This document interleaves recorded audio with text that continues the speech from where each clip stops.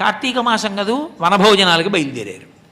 అప్పుడు ఇలాగే వనభోజన సమయం ఆసన్నమైంది. రండిరా వనభోజనానికి ఎడదామన్నారు. వనభోజనం అన్నదానికి అర్థం ఉంటుంది. అంటే పరమ సంతోషంతో ఏ అరమరికలు లేకుండా ప్రహృష్టమైనటువంటి మనసుతో అంతటా బ్రహ్మమును చూస్తూ ఆనందం అనుభవించాలి. అందుకే బయలుదేరినటువంటి పిల్లలు ఆకాశంలో పక్షులు ఎగిరిపోతుంటే కింద వాటి నీడలను చూసి నీడలతో పాటు పరిగెత్తారు. పెద్ద పెద్ద గోతులు కనపడితే అందులో దూకి దాక్కున్నారు. సెలయేళ్లు కనపడితే ఎగిరి దూకారు. నెమళ్ళు కనపడితే వాటితో కలిపి నృత్యం చేశారు. అవి పాట పాడితే వాళ్ళు పాట పాడారు. కోయిల పాడితే వాళ్ళు పాట పాడారు. చిలక పలుకులు పలికితే వాళ్ళు పలుకులు పలికారు.